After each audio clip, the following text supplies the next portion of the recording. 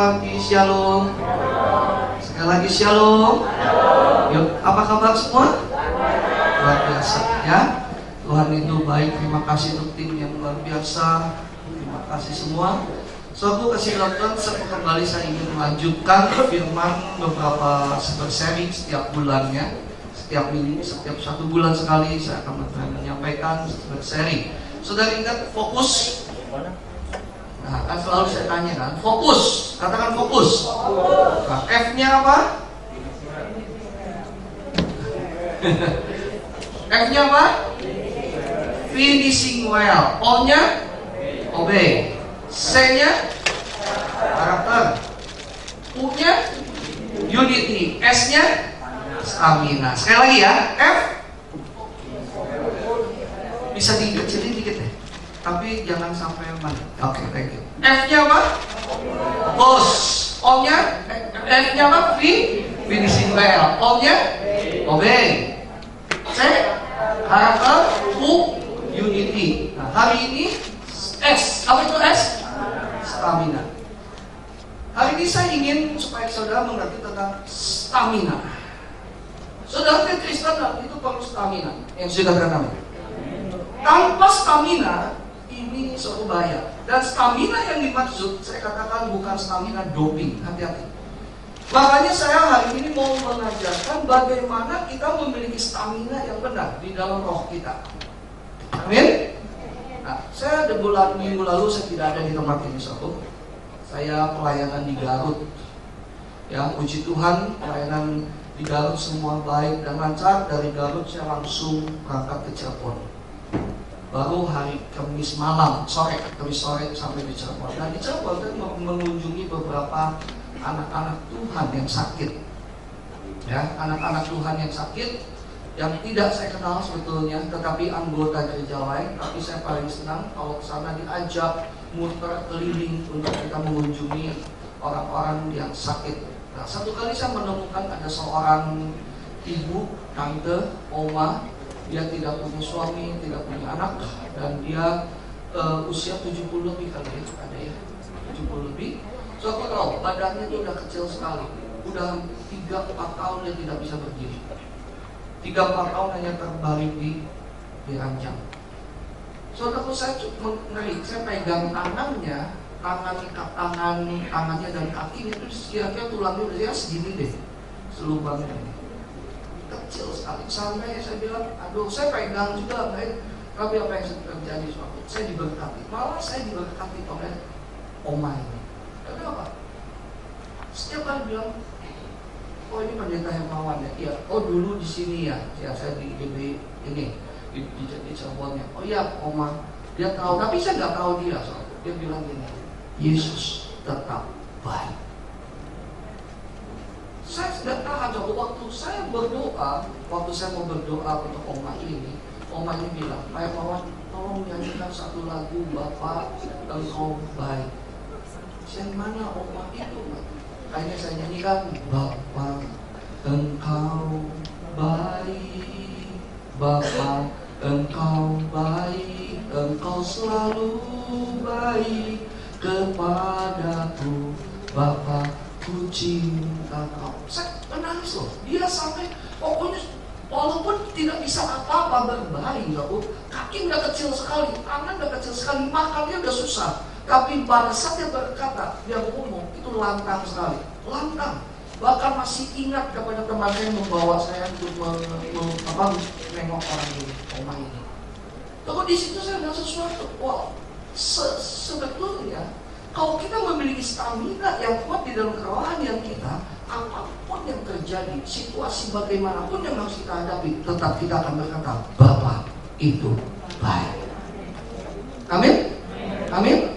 Sebaliknya, pada saat saya Jumat pagi di sini akan beribadah, saya bagikan ke beberapa teman-teman tim inti di dalam musik, saya sharekan ini. Sebaliknya, saya mendapat satu berita, ya. Seorang tokoh penginjil, bukan terkenal, saya nggak tahu orangnya sih. Pokoknya menginjil kemana-mana tentang Yesus Tuhan. Tokoh ini sekarang suatu jadi mualaf. Bayangkan, kenapa? Sampai tokoh ini nantang orang-orang yang ada di sekitar DKI 1 ini. Ayo saya pertemukan sama DKI 1. Saya akan jadikan dia mualaf. Suatu kenapa ini bisa terjadi? Perhatikan baik-baik. Kenapa? Karena stamina itu tidak kuat. Amin. Saudara nangkap contoh ini? Tapi ya, saya sampai sedih suatu melihat ada satu tokoh yang hebat, tapi Oma ini tugasnya cuma apa? Dia dulu rajin banget rajin banget melawat jemaat, rajin banget suatu menengok jemaat yang sakit. Tapi dia saat ini sakit, dia tetap bersuka cita. Dia sendiri nggak ada keluarga, dia tinggal di situ dengan kakaknya atau adiknya itu, kakaknya ya. Luar biasa suami. Dia terbaring aja, tapi dia berkata Yesus tetap baik. Bahkan pada saat tangan kecilnya, yang kecil, aduh, ngeri deh kalau saya pegang juga. Tapi dia tetap mengangkat dua tangan. Yesus tetap baik. Bilang kanan kirinya, Yesus selalu baik. Selalu baik. Siapa yang mau memiliki stamina seperti itu? Amin? Betul? Amin. Ya, kita akan lihat ya, apa dasarnya. Nah, saya akan mulai dulu di sini. Apakah yang menentukan sebuah bangunan kokoh atau kuat? Menurut saudara apa yang menentukan satu bangunan kokoh dan kuat? Fondasi, tidak ada lain. Apa? Fondasi atau dasar. Inilah yang menentukan kita.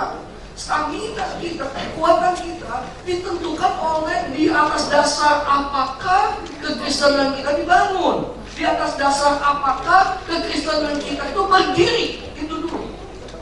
Satu banyak sekali orang Kristen membangun di atas dasar awalnya sih oke, nggak apa-apa, masalahnya nggak ada masalah dari awal, nggak masalah awal pertobatan.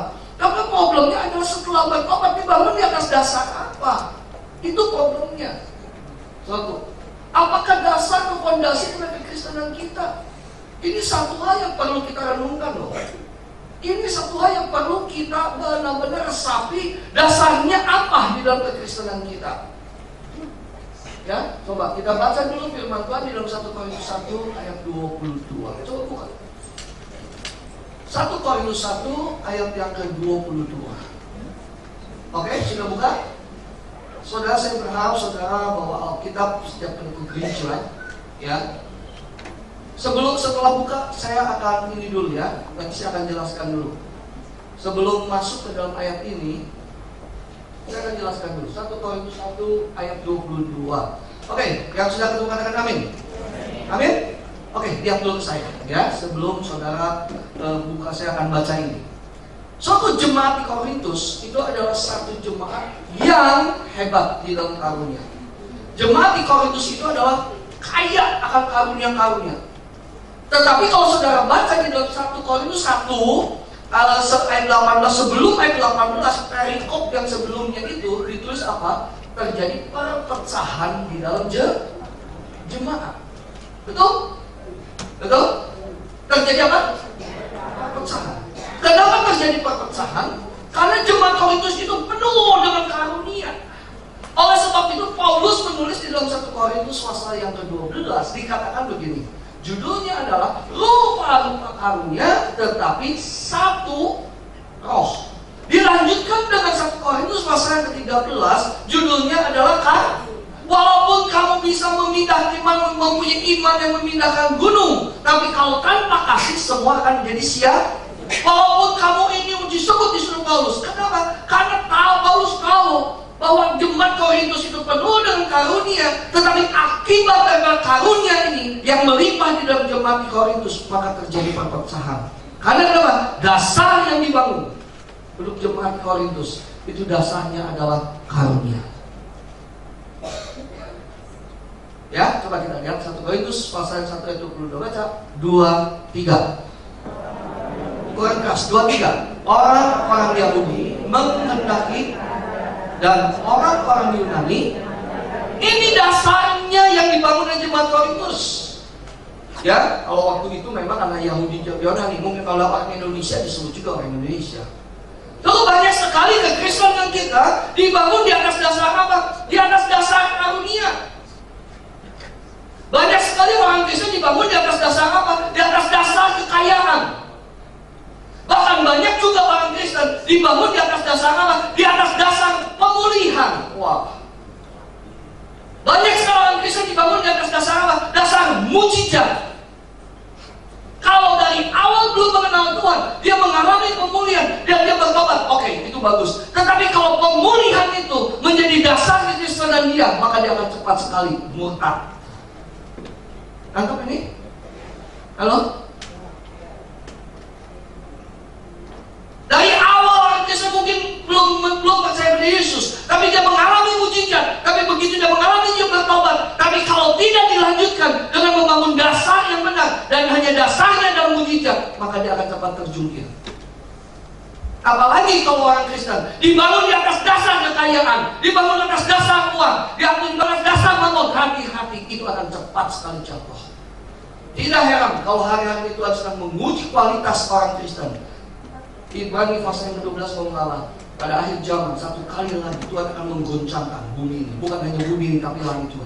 Ini janji Tuhan. Goncangan-goncangan yang terjadi Tuhan yang akan lakukan. Tujuannya hanya satu, bukan untuk menghancurkan orang Kristen, tapi tujuan untuk meningkatkan kualitas orang Kristen.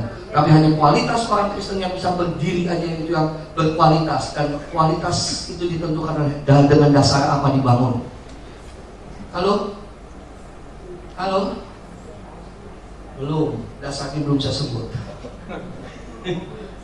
Lihat, orang Yahudi mengenali tanda. Banyak orang Kristen hanya tanda. Kalau dia mengalami mujizat, oh disayang Tuhan. Kalau tidak mengalami mujizat, berarti ada sesuatu. Kalau diberkati, oh saya disayang Tuhan. Tapi tidak diberkati, saya mengatakan Tuhan itu kejam, Tuhan itu pilih kasih, Tuhan itu tidak adil. Saya katakan sekali lagi, diberkati maupun tidak berkati, mengalami mujizat maupun tidak mengalami mujizat, Yesus tetap baik. Tepuk tangan. Amin. Dasarnya jangan itu, saudara. Kalau kita punya dasar yang benar, mujizat akan mengikuti, berkat akan mengikuti, tanda-tanda ajaib akan mengikuti. Tapi ada dasar yang kedua yang dijadikan oleh orang Kristen, hikmat. Hati-hati. Seringkali sekarang ini manusia sedang mencari, memang pengetahuan akan bertambah. Pengetahuan makin hari yang makin akan bertambah. Tapi kita harus berhati-hati, hikmat Yunani, hikmat manusia. Tadi saya jelaskan ada satu yang lebih besar dari ini. Seringkali kekristenan hari-hari ini kalau kita lebih senang kepada hikmat-hikmat yang wah, nubuatan. So, saya tidak anti nubuat, tapi hati-hati nubuatan bisa nubuatan. Ya kan? Hikmat manusia sehingga banyak sekali ajaran yang aneh-aneh. Satu, jangan sangka LGBT itu bukan dari Alkitab. Ngomong semua kan? LGBT itu dia ambil dari Alkitab, tapi pakai hikmat manusia, bukan hikmat Allah. Apa itu yang dia ambil? Dia diambil, kasihilah sesamamu manusia. Padahal Alkitab kan kasihilah sesamamu manusia, bukan kasihilah sesama jenis, betul nggak? Dia ambil pakai hikmat, jadi ada diolah sedemikian rupa. Padahal Tuhan tidak pernah menetapkan demikian. Tuhan ayat-ayat yang banyak janganlah jadi pemburu itu, soalnya itu dia lewatkan. Jangan sangka suatu gereja setan tidak ambil salah satu children of God itu. Jangan salah dia ambil dari Alkitab juga. Apa? Dengan kasih. Jangan sangka. Tapi dengan hikmat manusia semua menjadi kacau. Hikmat manusia diambil, dipakai, dan kemudian lalu diselidiki, lalu dibuat satu keputusan, dibuat satu doktrin, sehingga doktrin manusia lebih tinggi daripada firman Allah. Inilah hikmat yang salah. Kalau dasarnya dari hikmat, siap-siap masuk dalam penyesatan. Saya hanya ngomong untuk sama saudara, enggak berhenti ngomong. Hati-hati saudara kalau mengunjungi gereja persekutuan. Setuju? Jangan saudara ada persekutuan di sana, datang. Ada ibadah sana, datang. Setiap minggu ibadah itu 7 kali lebih hebat dari pendetanya. Hebat. Kenapa? Saya tidak menyalahkan kalau memang saudara haus.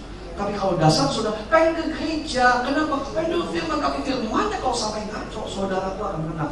Karena lebih mudah penyesatan masuk daripada sesuatu yang benar. Setuju nggak? Halo? Setuju nggak? Saya katakan ini dengan hati yang tulus, saudara. Kenapa? Kalau kita hanya mencari hikmat manusia, kita akan cepat jungkir. Nah, sekarang apa dasar yang sebetulnya yang harus kita yang harus kita lakukan. Inilah dasar yang sesungguhnya 1 Korintus 1 ayat 18. Sekali lagi, siapa yang mau memiliki stamina yang kuat?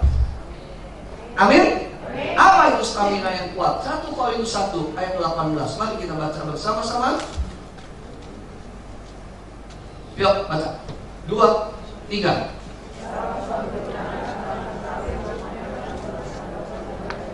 Bagi mereka yang akan binasa.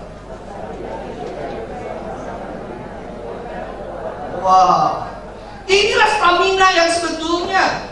Lihat, sebab pemberitaan tentang salib memang adalah kebodohan bagi mereka yang apa? Siapa mereka yang akan binasa? Itu loh yang tadi ayat yang ke-22 yang disebutkan orang Yahudi mencari tanda, orang Yunani mencari hikmat, orang yang suka kepada tanda-tanda dan hikmat-hikmat manusia. Ini tidak salah, tapi kalau sudah dijadikan landasan, sudah dijadikan dasar, itu adalah akan binasa. Kenapa? Itu bodoh buat orang, buat mereka bodoh. Buat mereka yang namanya salib itu bodoh. Buat mereka yang namanya salib itu adalah pokoknya nggak enak sekali lah soal itu. Saya nggak enak, hampir saya ngomong yang nggak enak. Ya, benar. Buat mereka, tetapi bagian Islam pemberitaan salib adalah apa? Nah, sama-sama. Pemberitaan salib adalah apa?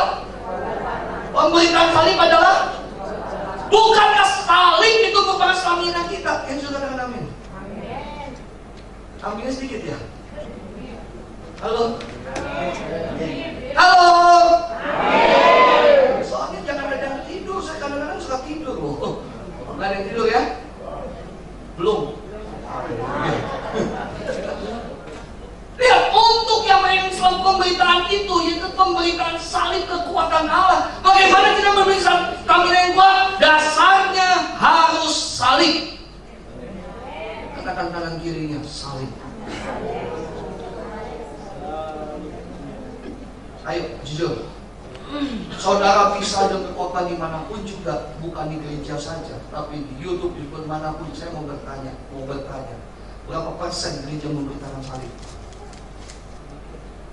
Berapa persen yang kita dengar itu adalah berita tentang salib? Kenapa oma tua ini dia masih berkata Yesus tetap baik? Karena satu dia ngomong, apapun yang terjadi, Yesus sudah menyelamatkan aku. Oleh kematian di atas kayu salib, maka aku bisa ada sekarang menjadi bagian di dalam kerajaan Allah. Apapun yang terjadi, Yesus tetap baik. Amin. Kalau dasar kita ini adalah salib, itu yang paling kokoh, itu yang paling benar. Salib hanya diberitakan 1 tahun sekali, itu Jumat Agung saja.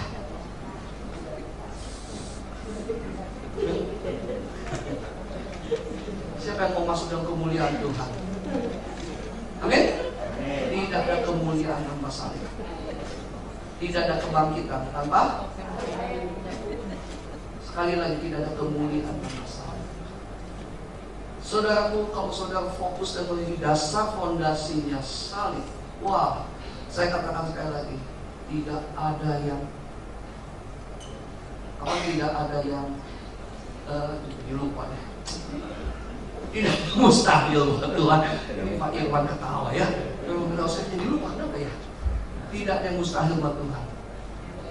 Saudara pasti berkati, saudara pasti mengalami mujizat, tapi ingat dasarnya salib. Kalau saudara dasarnya salib, setiap hari saudara memandang kepada Kristus, pun bisa menangis. Saudara menyanyi memuji Tuhan, saudara akan bersukacita. Karena kenapa? Kita tahu bahwa Yesus itu baik melalui salib, karya kematian Dia, bahwa kita bisa diselamatkan. Karya kematian Dia, kita dari dikutuk menjadi diberkati. Oleh karena kematian Dia, kita bisa berjumpa dengan Bapa di surga. Amin. Kalau saya tanya pada saudara, saudara pilih surga atau pilih Yesus? Saya udah tahu jawabannya pasti pilih Yesus. Saya yakin pilih Yesus, tapi kenyataan dalam hidup saudara, apakah pilih surga atau pilih Yesus? Saudara ikut Yesus karena tanda-tanda ajaib, tanda-tanda mujizat, berkat, atau saudara ikut Yesus karena kasih Yesus? Pasti jawabannya kasih Yesus. Tapi kalau di luar saya nggak tahu. Coba kasih Tuhan, mari. Katakan sekali lagi, kanan kirinya. Ayo, jadikan salib itu menjadi dasar kekristenan kita. Amin. Apa dasar kekristenan yang sesungguhnya? Tadi sudah ya. Itu apa? Salib. Mana ini salibnya? Salib. Nah, salib. Oke. Lanjut ya, biar kita cepat. Apakah arti salib itu sesungguhnya? Satu, jarang sekali orang ini mau memberitakan salib karena itu bodoh. Seolah orang dunia katakan itu bodoh. Kenapa? Karena salib itu penderitaan. Tapi saya tidak katakan di sini penderitaannya, ya. Saya tidak katakan penderitaan. Karena makanya sekarang gereja banyak sekali tidak memberitakan salib karena berkata begini, orang Kristen yang disayang pasti berkati. Orang Kristen sebagai anak-anak pasti akan mengalami mujur, pasti. Kalau enggak, pasti harus mesti cek. Pasti ada dosa, pasti ini, pasti ini. Saya katakan tidak demikian. Setuju? Halo? Setuju ya? Karena pemberitaan salib itu bicara tentang penderitaan sebetulnya. Tetapi sekali lagi melalui dasarnya salib, maka stamina kekuatan yang tidak kuat. Apapun yang terjadi, sebetulnya suatu hal yang paling bahaya. Hal yang paling bahaya untuk orang Kristen itu bukan saat menderita. Justru hal yang paling bahaya untuk orang Kristen adalah pada saat nyaman dan diberkati. Iya nggak? Halo? Iya kan? Soalnya ingat cerita monyet. Ada monyet di atas pohon, lalu ada angin dan badai sedang berdiskusi. Saya mau jatuhkan monyet di atas pohon itu. Lalu apa? Oke, silakan badai dulu. Badai dah meniup dengan begitu keras, makin tiupan keras. Monyet itu makin berpegangan pada pohon dengan sangat keras dan tidak bisa jatuh. Tapi satu kali si angin bilang, sekarang bagian saya. Lalu angin meniupkan sepoi. Monyetnya apa? Sepoi. Monyetnya apa? Sepoi. Monyetnya apa? Sepoi. Monyetnya? Gak berani ngomong yang tidur ya. Kayaknya di sini, makanya kalau di Jakarta itu gereja jam 8 itu menderita sobo. Pada bilang sama saya begini, Pak, kenapa nggak jam 10 sih? Kenapa nggak jam 9 sih? Ya memang setelah ini jam 11 ada yang pakai. Tapi sebenarnya Tuhan izinkan ini untuk melatih kita supaya angin sepoi. Tidak membuat kita ngantuk. Pada saat monyet itu ngantuk, apa yang terjadi? Hah? Apa yang terjadi? Tidur. Udah tidur? Jatuh. Wow, saya belum cerita sama saudara ya. Kakak udah belum? Jumat kalau nggak salah saya udah. Satu kali saya diajak makan, ya, waktu akhir tahun dengan teman-teman semua tim inti, kita doa akhir tahun.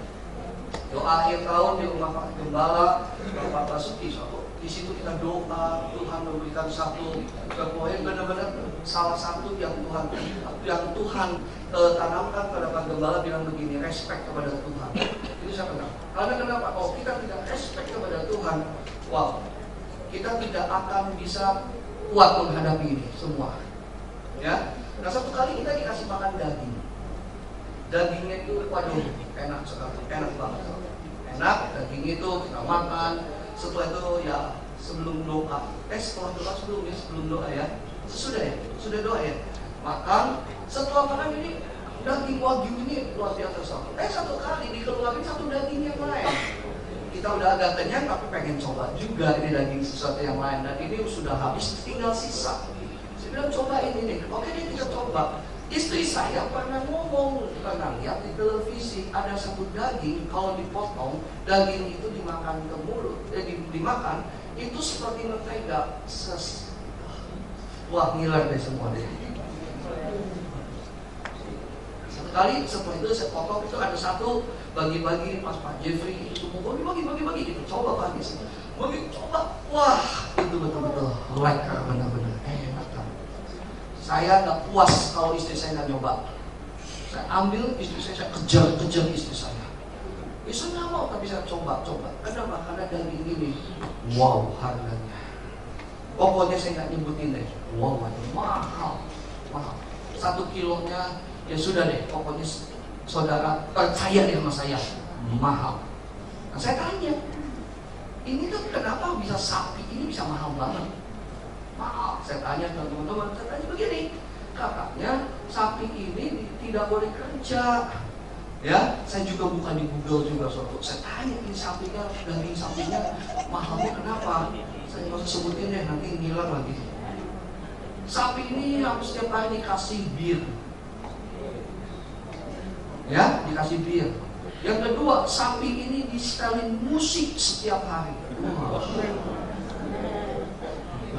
Enak gak hidup begitu? Yang ketiga, yang lebih luar biasanya lagi, beda sama manusia, sapi ini setiap hari dipijat. Wow. Kalau ada sapi itu, Bu Mega kayaknya rame, Bu Mega. Gak usah mijat manusia, mijat sapi aja gitu. Ya, sapi ini dipijat. Makanya dia tidak ada otot, banyak lemak, tapi ujungnya dia apa? Ujungnya dia apa? Disembelih.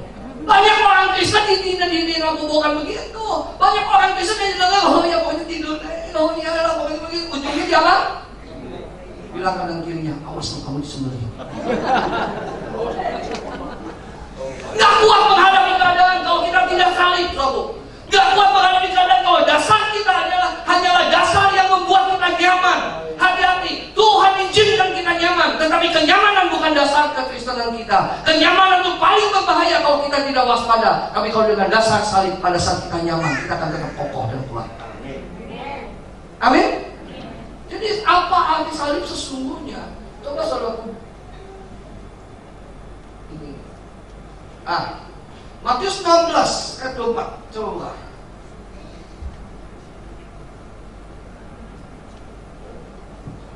Matius 16 ayat 24. Sudah? Rahasianya sebetulnya ada di sini.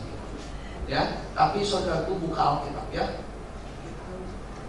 Udah? Ayo. Matius 16 ayat 24. Yang sudah ketemu katakan amin. Baca sama-sama dengan suara keras. 2, 3. Lalu Yesus berkata kepada murid-muridnya, setiap orang yang mau mengikuti aku, ia harus menyangkal dirinya, memikul salibnya, dan saudara udah tahu pasti ayat ini.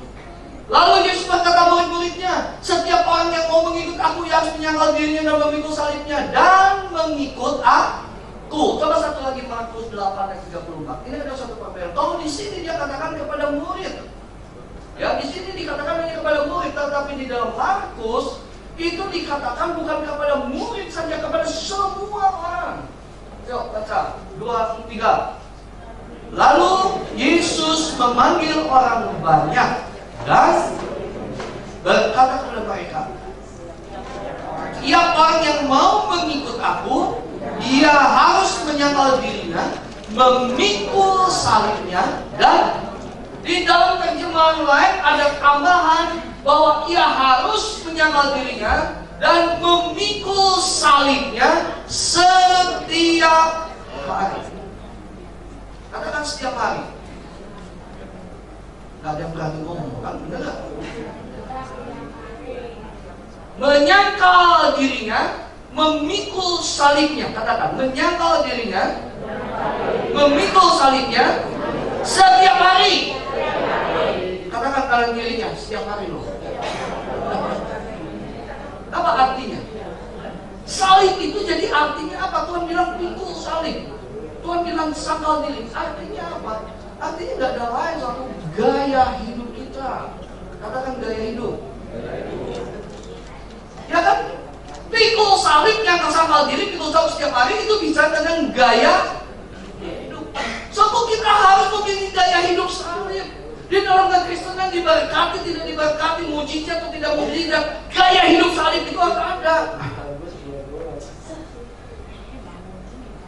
Saya pernah melayani satu di NTCom. Siapa tahu NTCom? Aduh, ibu ada ya? Yang lain tidak tahu NTCom.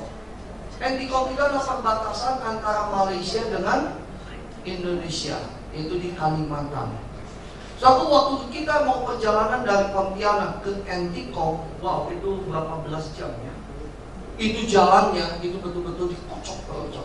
Kalau makan obat udah nggak usah dikocok lagi. Begitu masuk Entikong, jalannya, wah beda sekali. Saya melayani di satu gereja kecil di Entikong. Gereja itu kecil, sumpah. Di sini puji Tuhan ada AC, di sana nggak ada. Sumpah suatu, tapi penuh. Saya melayani KKR waktu itu di sana. Apa yang terjadi suatu? Kita ngobrol-ngobrol dengan gembalanya. Dia di bawah satu gereja yang kaya sekali di Pontianak, kaya. Gereja itu besar sekali di Pontianak. Tapi di sana terbengkalai sama sekali, tidak diperhatikan. Kalau hari Sabtu Minggu, gembala ini melayani. Hari Sabtu, hari Senin sampai hari Sabtu, gembala ini menjadi tukang ojek. Dan mereka bukan mendapat sesuatu dari gereja. Mereka nggak mendapat sesuatu dari jemaat. Jemaat itu ada persembahan kecil sekali. Tapi mereka membiayai. Dan gembala ini menjadi tukang ojek. Saya dengan istri saya, anak tapi betul-betul. Saya bilang, kenapa kamu bisa lakukan itu? Kembali dasarnya kuat. Dia tidak peduli. Saya bilang, kan gereja yang di pusatnya kan kaya. Kamu di sini cabang. Dia tidak peduli. Saya hanya melayani Tuhan yang sudah menyelamatkan saya. Saya hanya mau mengikuti Tuhan dan pikul salib. Gaya hidup dia suatu bukan gaya hidup hedonis. Gaya hidup dia bukan gaya hidup seperti mau pendeta-pendeta lain yang mewah. Tapi gaya hidup dia, pokoknya saya mau cukup hari ini cukup. Hari cukup, ya udah cukup hari ini. Besok ada kesusahannya sendiri. Tapi dia katakan, saya menjadi tukang ojek, saya nggak mau. Walaupun saya gembala, menjadi tukang ojek. So aku kasih tahu Tuhan, dasar ini yang penting. Setuju kata kamu? Amin. Gaya hidup yang penting. Saya melayani banyak juga, dan saya mulai akan fokus, bukan fokus ya. Saya akan mulai lagi berpikir bagaimana hamba-hamba Tuhan di kalau bahasa kita di wilayah 3 daerah pesisir. Cirebon, Kuningan, Indramayu, Jatibarang sampai ke Brebes, ke Tegal. Saya dengan Pak Hartono akan coba mulai berpikir bagaimana kita harus menjadi berkat untuk mereka. Kan terus terang, kekuatan Injil, pemberitaan Injil, ujung tombaknya adalah mereka. Betul ya Pak Hartono? Ini Pak Hartono itu dari kampung, dia perintisan gereja udah banyak, udah banyak banget. Ya, dia dari kampung, dari Losari ya.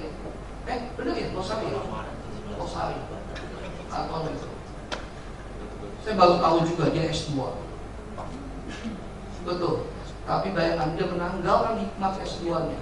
Tapi dia benar-benar mencari apa yang Tuhan mau. Bahkan dia saat ini mau. Kita lagi berpikir bagaimana memberkati desa-desa, kota-kota kecil untuk supaya mereka benar-benar dijangkau Injil, dan orang-orang yang menjangkau Injil itu mereka benar-benar hidup minimal layak.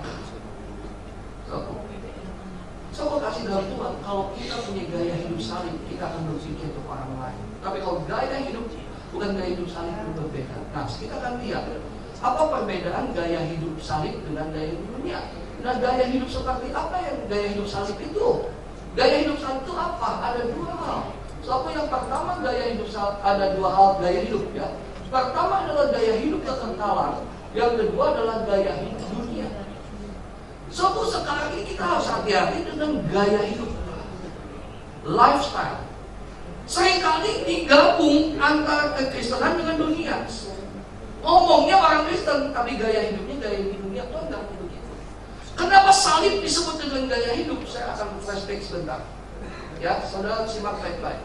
Soalnya kalau saudara baca di dalam kitab Kejadian, pasal yang pertama, pasal yang kedua, dan selanjutnya. Suatu pasal pertama kedua dulu deh. Waktu Tuhan menciptakan manusia, Tuhan bilang begini, baiklah kita menciptakan manusia menurut gambar dan rupa kita. Artinya apa? Tuhan ciptakan manusia serupa dengan gambar Allah. Setuju? Halo? Setuju ya? Serupa dengan gambar Allah. Perhatikan baik-baik. Setelah dosa itu masuk, maka terjadi apa? Pemisahan antara manusia dengan Allah. Terjadi ada pemisahan, itu dosa. Nah, pertanyaannya, kenapa Allah menciptakan manusia? Bahkan Allah berkata begini kepada pria. Makanya LGBT ini ngaco suatu. Allah bilang tidak baik manusia itu seorang diri saja. Maka Allah menciptakan penolong, yaitu wanita. Yang Allah ciptakan laki-laki dan perempuan. Itu Allah ciptakan, gampang kan, simpel kan? Allah nggak ciptakan disatukan dengan wanita-wanita atau pria-pria, enggak. Tapi Allah ciptakan itu adalah pria dan wanita. Kenapa? Karena Allah memiliki gaya hidup. Saudara lihat ya, gaya hidup Allah itu apa? Soalnya pada saat dalam Kejadian pasal pertama, coba yuk kita lihat aja pasal pertama.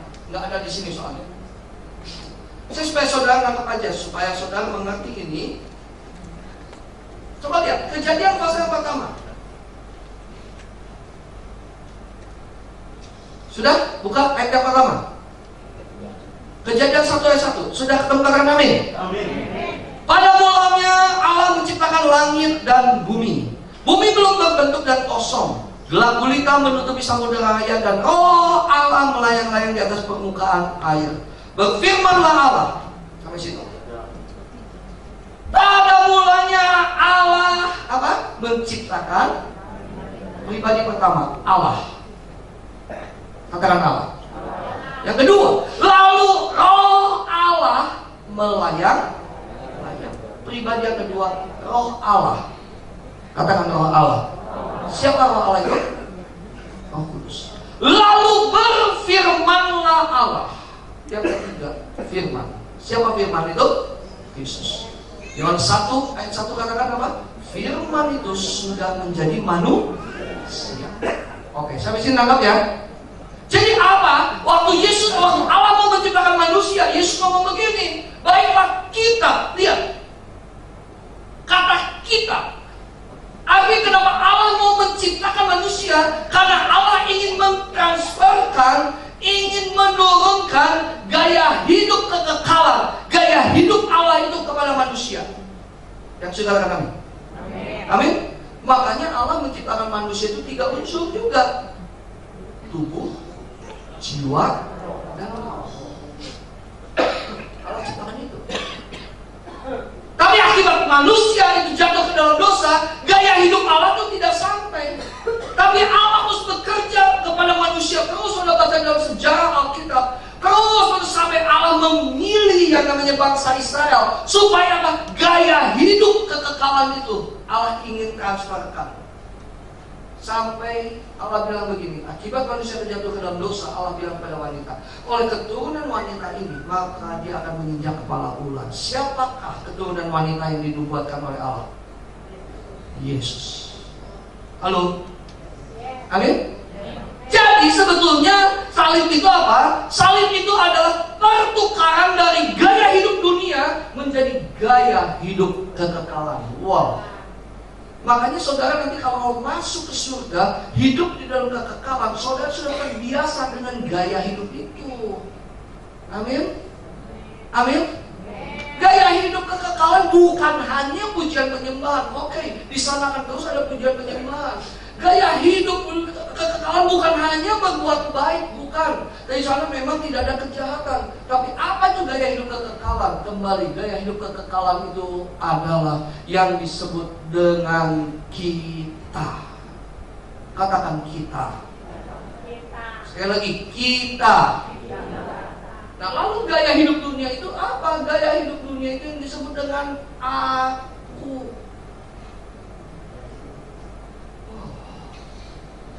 Kenapa saya bisa katakan ini? Coba kalau lihat apa yang dilakukan oleh Lucifer. Aku mau naik ke tempat tinggi. Aku mau menjadi seperti Allah. Aku. Hati-hati. Setuju kan kamu? Amin. Gaya hidup kekekalan itu kita dari sejak semula Tuhan ada bilang ini, di mana 2 atau 3 orang berkumpul, aku hadir. Keluarga diciptakan untuk apa? Diciptakan untuk melatih kita, bukan aku. Maka keluarga yang kokoh juga dalam salah satunya adalah bukan aku, tetapi kita.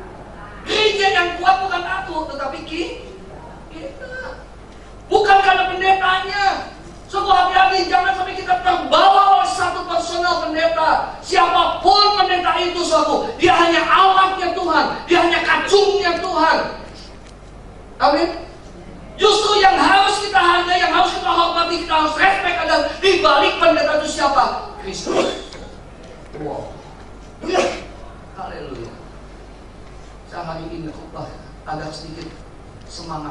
dan menjerit tidur. Supaya saudara terpesona, tidak ada yang tidur. Karena saya lihat tidak ada yang tidur. Biasanya ada aja yang tidur. Di pihak kanan kirinya, semangat, masih semangat. Tapi itu loh. Ya, kita, katakan kita. Saya katakan kita.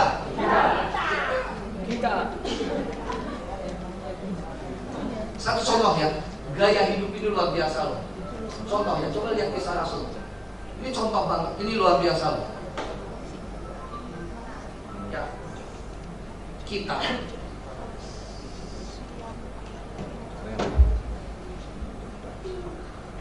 Sampai gerah banget. Saudara panas enggak? Wow. Saya mau gedein harinya, tapi pendengar dingin jadi nggak jadi. Maksudnya udah keringetan loh. Kisah Rasul pasal yang berapa ya? Kedua ya. Kisah Rasul 2 ayat 41. Yuk, saya akan baca sama saudara ya. Kisah Rasul 2 ayat 41.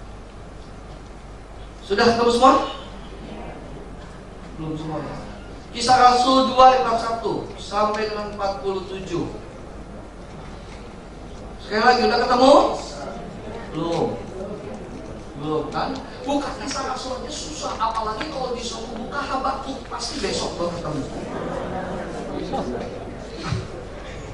Itu tandanya baca Alkitabnya. Sekarang pakai BB itu paling gampang ada gitu. Ya, makanya saya biasa, soalnya gue untuk jemaat yang dewasa harus bawa Alkitab. Setuju katakan amin? Yuk baca ya, saya akan baca cara hidup jemaat yang pertama. Nah, fokus dengar dulu. Cara hidup setelah jemaat ini mendengar Injil dari Petrus. Petrus itu dia ngerti gaya hidup Kristus. Petrus itu yang paling dekat dengan Yesus. Murid yang paling dekat dengan Yesus itu 3. Petrus, Yohanes, Yakobus. Sebetulnya Yesus punya 12 murid. Tetapi dia bagi menjadi ring 1. Ring 1-nya itu adalah Petrus, Yohanes, Yakobus. Nah, Petrus, Yohanes, Yakobus itu mengajar murid-murid yang lain. Lalu disebutkan di dalam Alkitab, sebetulnya murid Yesus itu 70 orang. Dan 70 Yesus bagi menjadi 12, dan 12 Yesus menjadi 3. Jadi yang tahu betul gaya hidup daripada Yesus itu adalah Petrus. Ya. Nah, akibatnya waktu Petrus menceritakan, saudara lihat Injil yang di dalam khotbah Petrus ya, di dalam Kisah Rasul 2 ayat 14 dan selanjutnya, itu memberitakan bagaimana Yesus disalib, lalu cara hidup jemaat itu nangkap, lalu cara hidupnya jadi praktekkan, dan akibatnya apa? Kita lihat ayat 41. Orang-orang yang menerima perkataannya itu memberi diri dibaptis, dan pada hari itu jumlah mereka bertambah kira-kira berapa? 3.000 jiwa. Berapa? Wow, 3.000 jiwa. Dan Petrus itu bukan mengejar kuantitas, enggak. So, salah satu yang penyebab tidak memiliki gaya hidup ini kalau jemaat itu terlalu gede, nggak bisa. Saya bukan tidak mau jemaat banyak, sobat. Kalau Tuhan kirimkan, saya akan gembalakan. Tapi kalau Tuhan belum kirimkan, jangan memaksa. Kenapa? Itulah kemampuan yang Tuhan tahu untuk diri saya, untuk supaya gaya hidup itu ada. Amin. Ya.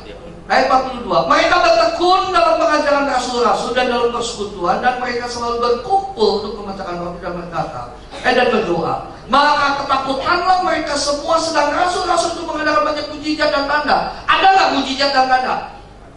Halo, ada nggak? Ada. Tapi setelah diberitakan tentang fondasinya salib, maka kuat. Oke, 44. Ayo baca sama-sama. 2, 3. Dan tetap bersatu dan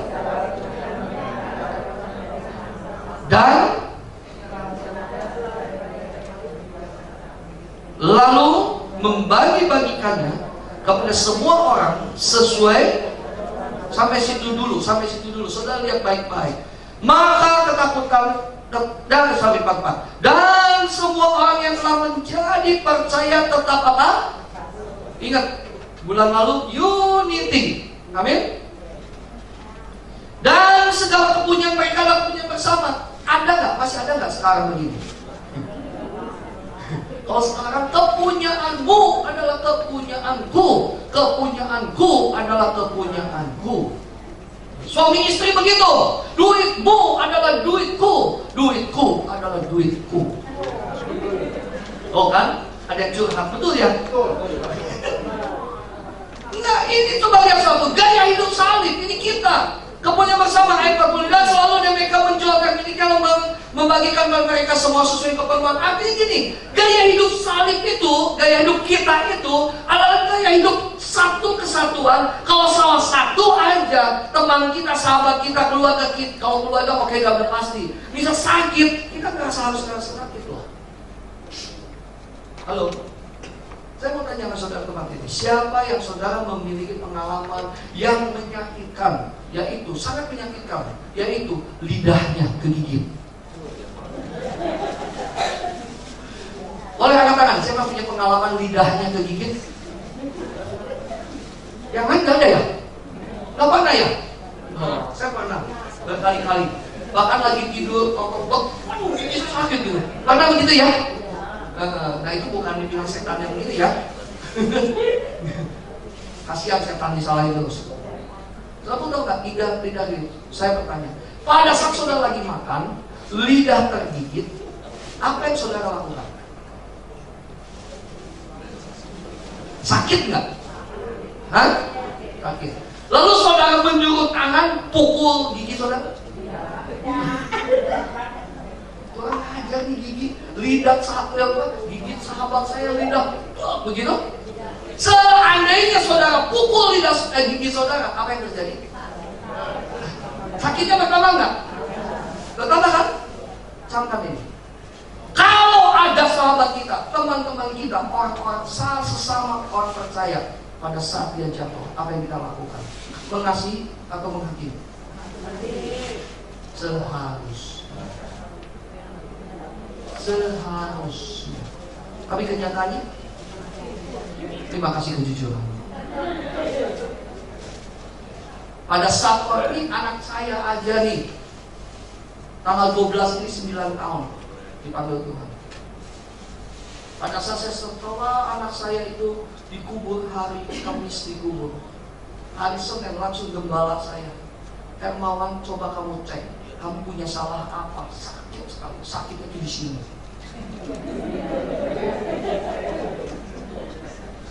Itu saya sampai katakan, ada seorang rekan saya, dia gak punya anak. Wah, ngomong kemana-mana, sampai ngomong gak enak. Saya hanya bilang begini, pendeta juga, lu gak punya anak, coba kalau lu punya anak. Betul Pak? Betul? Terima kasih Pak. Saudaraku, jangan kita menghakimi orang yang jatuh, justru harus kita angkat, itu yang namanya kita. Setuju gak? Kalau gaya hidup dunia tuh aku, orang jatuh, wah syukurin deh, apalagi ada pendeta jatuh, asik tuh pendeta jatuh, jatah khotbah saya akan bertambah, persaingan saya akan berkurang. Aku nggak begitu, kita punya masing-masing talenta, punya masing-masing panggilan, punya masing-masing tugas. Setuju nggak? Halo? Setuju? Mau nggak jemaat di tempat ini kita memiliki gaya hidup kita? Halo? Mau nggak gaya hidup kita? Mau nggak gaya hidup kita? Salami kanan kirinya, mari kita gabung memiliki gaya hidup kita. Oke, saya mau bertanya ke saudara tempat ini. Coba lihat tengok kanan kiri saudara, kecuali suami istri ya. Jangan suami istri yang nggak kenal. Coba lihat tengok kanan kiri depan belakang saudara. Coba saudara lihat. Oke, adakah saudara yang nggak kenal? Ada yang kenal? Coba, sekarang saya kasih waktu beberapa detik aja, salami, kenalan. Hati-hati, yang cowok jangan lihat kanan cewek cantik langsung tanya kenalan ya. Tapi semua, ayo bilang, kenalan, kanan kirinya, namanya siapa? Sebutin namanya siapa, tinggal di mana, ayo. Jangan hobi cita-cita, nggak usah. Ayo, udah. Ayo, sudah? Oh, saya uji nih sekarang. Kita melatih gaya hidup kita. Soalnya kalau di gereja ini ada sesuatu yang gak enak, semua sakit. Kalau ada satu yang dimuliakan, semua dimuliakan. Sudah kalian amin? Kita tahu kalian bagi Tuhan. Gak ada lagi egois yuk, seperti ini tinggalkan keakuan kita.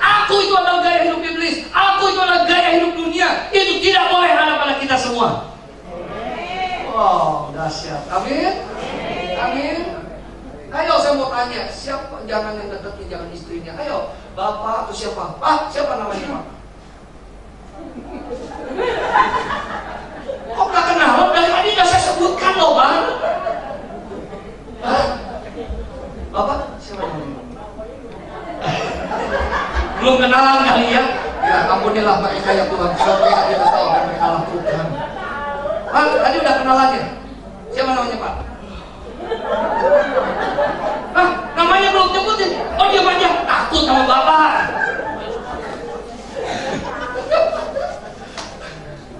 Kadang-kadang di gereja tuh cuek kok tuh. Apalagi kalau duitnya udah begitu banyak.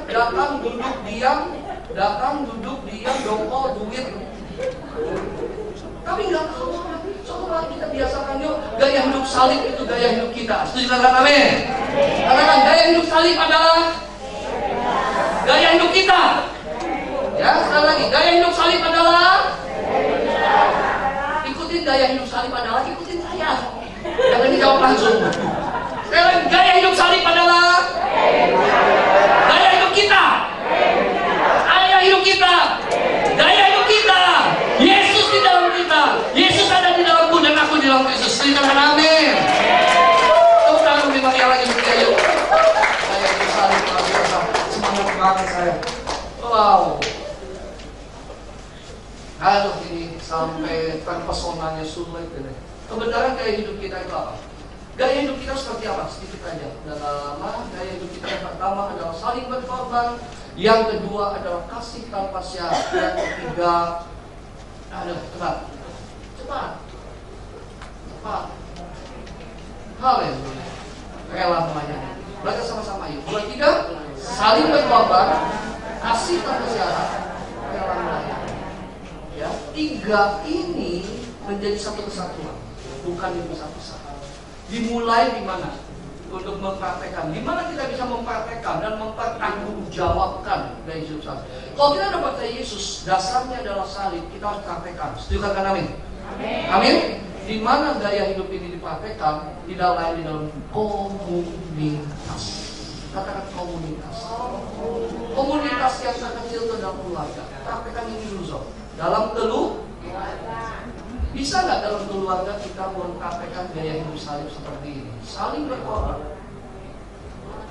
Keluarga yang betul-betul kuat itu adalah kalau keluarga kita, bukan aku. Suami-suami jangan sombong. Kalau Tuhan bilang engkau hai istri tunduk pada suami, lalu suami malah arogan. Tidak. Semuanya berbicara tentang setara kita. Amin. Jangan sombong sama, ini saya kepala keluarga, keputusan dari saya semua kamu harus tunduk. Jangan sombong. Hai suami-suami, hai laki-laki, jangan sombong. Tidak ada perempuan, tidak akan ada kamu kalau nggak ada perempuan. Betul nggak? Perempuan juga jangan sombong. Ngerasa bahwa betul terus ya si bapak Maya. Perempuan juga jangan sombong. Hai perempuan, aku jadi penolong karena penolong dan yang ditolong lebih kuat yang menolong. Betul nggak? Dan perempuan lebih banyak merasa sok kuat. Tidak ada wanita tanpa pria, betul? Kalau gaya hidup kita ini saling berkorban dan kasih tanpa syarat, ya. Dan yang ketiga, rela saling melayani. Suami itu harus mau melayani istri. Jangan minta dilayani terus. Enak aja memang jadi saya suami, saya laki. Paling enak memang. Kopi saya minum, minum datang. Bajunya mana? Baju datang. Sepatunya belum bersihin, sepatunya datang.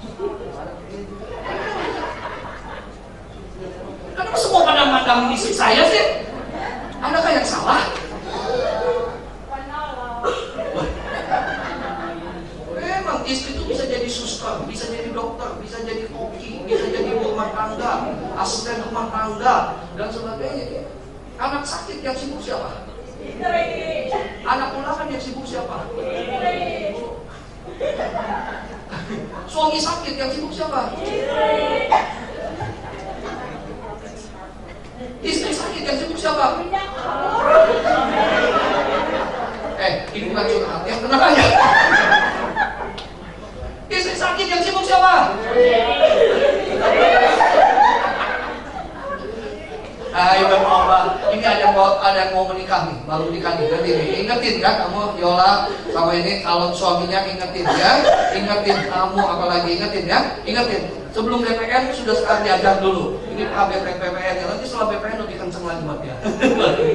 Kamu gaya hidup, ayo gaya hidup. Kalau keluarga itu anak juga enak, betul nggak? Kalau keluarga gaya hidup salib enak nggak? Enak. Gaya hidup salib itu luar biasa nih, ya. Gimana? Di dalam komunitas. Baca sama-sama. 2, 3. Salib adalah nyawa atau fondasi dunia ini. Oh, kenapa? Karena dunia itu udah ego. 2 Timotius bilang apa? Keadaan akhir zaman, keadaan manusia pada akhir zaman. Bilang apa? Manusia akan mementingkan dirinya sendiri. Egois. Saya berharap di sini nggak ada yang egois. Dimulai dari mana? Dimulai tempat duduk aja. Jangan kau udah duduk di situ, lalu saudara datang terlambat, ada jemaat duduk situ. Hei, pergi, itu teman saya.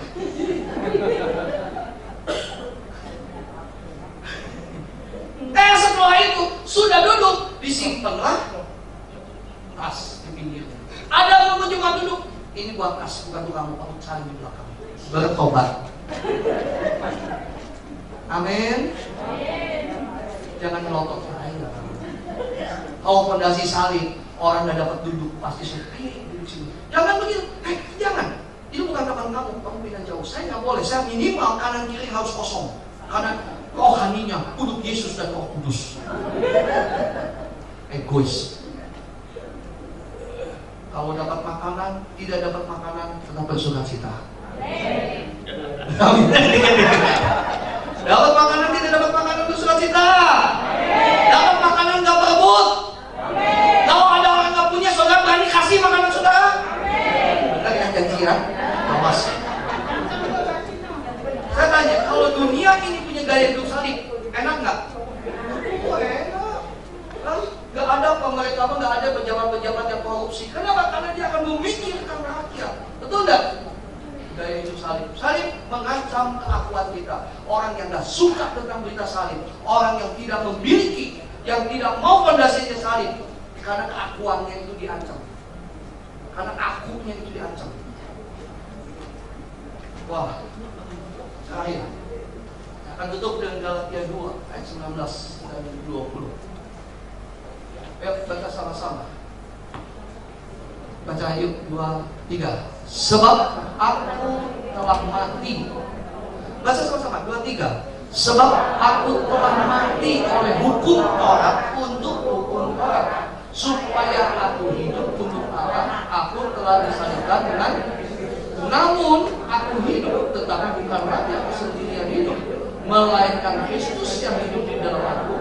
Dan hidupku yang kuhidupi sekarang di dalam daging adalah hidup oleh iman dalam Anak Allah yang telah mengasihi aku dan menyerahkan dirinya. Ada aneh kan? Aku telah mati tapi hidup. Ya, makanya ada 2 sisi.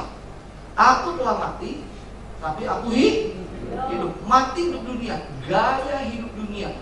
Kita mati oleh karena salib ditukar gaya hidup dunia menjadi gaya hidup kekekalan. Wow, tepuk tangannya untuk Tuhan.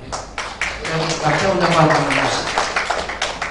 Lalu maka kau punya gaya hidup salib fondasi itu, kita bisa berkata hidupku bukannya aku lagi. Hidupku bukannya aku lagi. Katakan kanan kirinya, hidupku bukannya aku lagi, tapi Yesus yang di dalamku. Kalau saudara dimaki-maki orang, bukan saudara dimaki-maki, tapi Yesus. Kalau saudara dihianati oleh orang, bukan saudara dihianati, tapi Yesus. Kalau saudara dicemooh, bukan saudara dicemooh, tapi Yesus. Sekali lagi katakan, hidupku bukannya aku lagi, tapi Yesus yang di dalamku.